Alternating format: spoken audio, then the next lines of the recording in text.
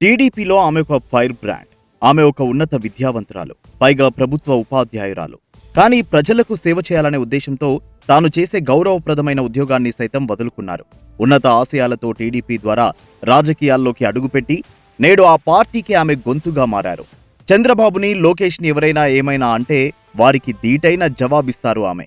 కార్యకర్తగా అడుగుపెట్టి అంచెలంచెలుగా ఎదుగుతూ హోంమంత్రి అయ్యారు. ఆమెనే విశాఖ జిల్లా పాయకరావుపేట ఎమ్మెల్యే, ఆంధ్రప్రదేశ్ రాష్ట్ర హోంశాఖ మంత్రి వంగలపూడి అనిత. ఆవిడ టీచర్ ఉద్యోగాన్ని ఎందుకు వదిలేశారు? రోజాకు వంగలపూడి అనిత మధ్య వైరానికి కారణాలేంటి? ఎంతో మంది సీనియర్లు ఉన్నా ఆమెకే హోంశాఖ కట్టబెట్టడానికి గల కారణాలేంటి? ఇలాంటి విషయాలను ఈ వీడియోలో తెలుసుకుందాం. ముందుగా వీడియోలోకి వెళ్లే ముందు ఈ ప్రశ్నకు సమాధానం తెలిస్తే కామెంట్ చేయండి. వంగలపూడి అనిత 2019 ఎన్నికల్లో ఏ నియోజకవర్గం నుండి ఎమ్మెల్యేగా పోటీ చేశారు? Option 1 Kovvur, option 2 Payakaraopeta, option 3 Visakhapatnam south, option 4 Bheemili.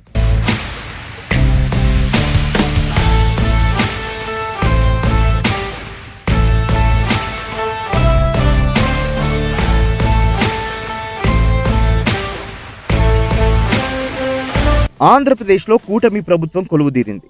CM Chandrababu 24 మంది మంత్రులకు శాఖలు కేటాయించారు. గత వైసీపీ ప్రభుత్వ హయాంలోనూ మహిళలకే హోంశాఖ మంత్రి పదవి దక్కింది. అయితే ఎవరు ఊహించని విధంగా చంద్రబాబు వంగలపూడి అనితకు ఈ పదవిని కట్టబెట్టారు. ఉమ్మడి విశాఖ జిల్లాలో ఎందరో సీనియర్లు ఉన్నప్పటికీ పార్టీ పట్ల ఆమె చూపిన విధేయతకు ఏకంగా హోంమంత్రి పదవిని కట్టబెట్టారు. ఈ పదవి ఏం ఆషామాషిగా రాలేదు. అధినేత చంద్రబాబు నమ్మకాన్ని నిలబెడుతూ భారీ మెజారిటీతో గెలిచారు. వంగలపూడి అనిత 1979 జనవరి 1న విశాఖపట్నం జిల్లా ఎస్ రాయవరం మండలంలోని లింగరాజుపాలెం గ్రామంలో వంగలపూడి అప్పారావు గారి దంపతులకు జన్మించారు. అనిత తండ్రి అప్పారావు గారు గవర్నమెంట్ స్కూల్ ప్రిన్సిపల్. అనిత ప్రభుత్వ ఉపాధ్యాయురాలు. చిన్న వయసులోనే ప్రభుత్వం టీచర్గా ఉద్యోగం రావడంతో ఉద్యోగం చేస్తూనే 2009లో ఆంధ్ర యూనివర్సిటీ కరెస్పాండెంట్ కోర్సులో ఎంఎస్సీ పూర్తి చేశారు. అలాగే అంబేద్కర్ ఓపెన్ యూనివర్సిటీ నుంచి ఎంఈడి పూర్తి చేశారు. ఆమె దాదాపు 12 సంవత్సరాల పాటు ఉపాధ్యాయురాలుగా పనిచేశారు. ప్రభుత్వ పాఠశాలల్లో పరిస్థితులపై స్థానిక నేతలను ప్రశ్నించేది. రాజకీయాలపై ఆసక్తితో 34 సంవత్సరాల వయసులో ప్రభుత్వ ఉపాధ్యాయురాలిగా రాజీనామా చేసి రాజకీయాల్లోకి అడుగుపెట్టారు. అనిత డిగ్రీలో ఉండగానే వాళ్ళ అన్నయ్య గారికి స్నేహితుడైన కొసర శివప్రసాద్ పరిచయం కావడం, అది ప్రేమగా మారడం, పెద్దలను ఎదిరించి పోలీస్ స్టేషన్లో ప్రేమ వివాహం చేసుకోవడం జరిగింది. కానీ దురదృష్టవశాత్తు ఆ తర్వాత అదే పోలీస్ స్టేషన్లో ఒకరిపై ఒకరు కేసులు పెట్టుకుని ఆ తర్వాత డైవర్స్ కూడా అప్లై చేయాల్సిన పరిస్థితి వచ్చింది. ఆమెకు ఒక కుమారుడు, ఒక కుమార్తె.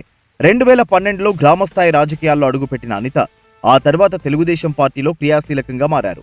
తన వాగ్దాటితో అందరినీ ఆకట్టుకుంటారు. అలా తెలుగుదేశం పార్టీ అధినేత చంద్రబాబుకు ఆమెను ప్రోత్సహించారు. అలా 2014 ఎన్నికల్లో విశాఖ జిల్లా పాయకరావుపేట నుంచి ఎమ్మెల్యేగా పోటీ చేయడానికి అవకాశం కల్పించారు. ఆ ఎన్నికల్లో సమీప వైఎస్ఆర్సీపీ అభ్యర్థి చెంగల వెంకట్రావుపై 2828 ఓట్ల మెజారిటీతో గెలిచి తొలిసారి ఎమ్మెల్యేగా అసెంబ్లీలోకి అడుగుపెట్టింది.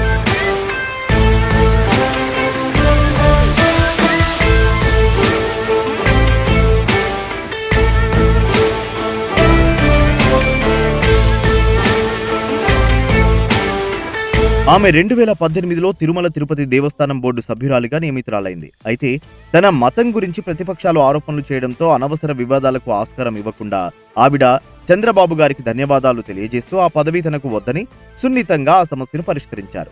2017లో అనితకి వైసీపీ ఎమ్మెల్యే రోజాకు మధ్య జరిగిన వాగ్వాదం అప్పట్లో సంచలనమైంది.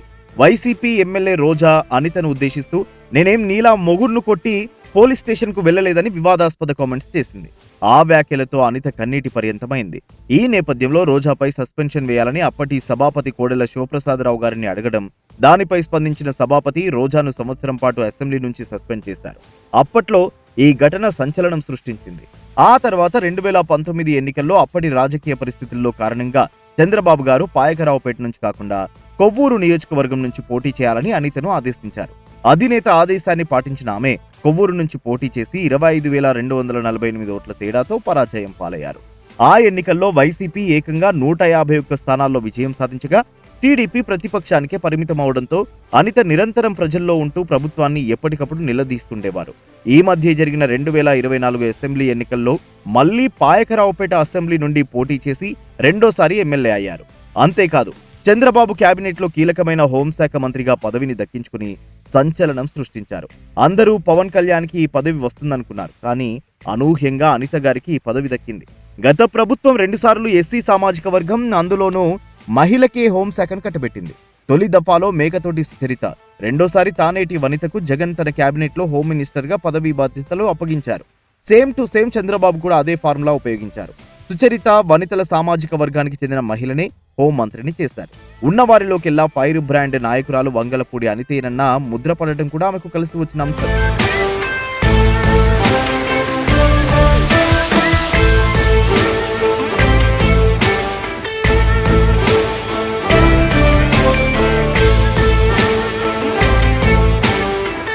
తెలుగుదేశం పార్టీ కష్టాల్లో ఉన్న సమయాల్లో 2021 జనవరి 30న ప్రతిష్టాత్మకమైన ఆంధ్రప్రదేశ్ రాష్ట్ర తెలుగు మహిళా అధ్యక్షురాలిగా అనితను నియమించారు. చంద్రబాబు తనపై అధినేత పెట్టుకున్న నమ్మకాన్ని 100% నిలబెడుతూ తెలుగుదేశం పార్టీ గొంతుని ఎలుగెత్తి చాటుతూ ఎలాంటి పరిస్థితుల్లో కూడా వెనకడుగు వేయకుండా ముందుకు సాగారు. వైసీపీ ప్రభుత్వ నియంత్రిత విధానాలపై 5 ఏళ్లు నిరంతరం పోరాటం చేశారు. మహిళలు, యువతులకు జరుగుతున్న అన్యాయాన్ని ప్రశ్నించారు. ఈ క్రమంలో అనేక విధాలుగా వేధింపులకు గురయ్యారు. సోషల్ మీడియాలో విపరీతంగా ట్రోలింగ్కు గురయ్యారు. వ్యక్తిగతంగా కుటుంబ సభ్యులను దారుణంగా ట్రోల్ చేసిన తీరుతో ఆమె నిద్రలేని రాత్రులు గడిపారట. రాష్ట్రంలోని మహిళలతో పాటు ఉత్తరాంధ్ర సమస్యలపై వంగలపూడి అనిత గలం వినిపించారు. బాధితులకు అండగా ఉంటూ ప్రభుత్వంపై పోరాటం చేశారు. నిషేధాలు విధించినా వెనకకుండా ముందుకు సాగారు. మాజీ ఎమ్మెల్యేగా కారులో వెళ్తే పోలీసులు ఆపేస్తున్నారన్న కారణంతో స్కూటీపై వెళ్లి బాధితులను పరామర్శించిన సందర్భాలు, ప్రభుత్వానికి వ్యతిరేకంగా నిరసనలు తెలిపిన సందర్భాలు కూడా ఉన్నాయి. తాజాగా హోంమంత్రిగా బాధ్యతలు చేపట్టిన అనిత మీడియాతో మాట్లాడుతూ కీలక విషయాలు చెప్పారు. మహిళల భద్రతకు అత్యంత ప్రాధాన్యం ఇస్తామని, ఆడవాళ్లపై అఘాయిత్యం చేయాలనుకునే వారు భయపడేలా చర్యలు తీసుకుంటామన్నారు.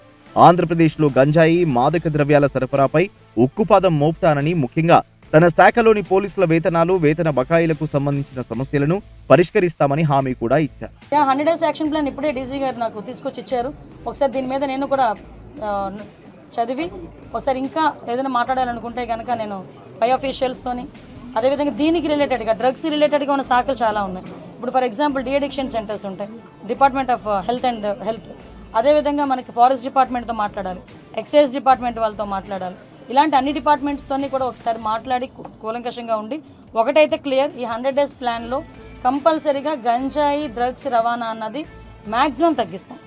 దాని మీద మేమందరం కూడా వర్కౌట్ చేయాలి. చూడాలి మరి. అనిత మీద నమ్మకంతో కీలకమైన పదవిని కట్టబెట్టిన అధిష్టానం నమ్మకాన్ని వమ్ము చేయకుండా ఒక చక్కటి పరిపాలనతో ప్రజలకు నిరంతరం అండగా ఉంటూ రాష్ట్రంలో శాంతి భద్రతలను కాపాడుతారో లేదో అని. మీరు వంగలపూడి అనిత గురించి ఏమనుకుంటున్నారో కింద కామెంట్ చేయండి. Thanks for watching.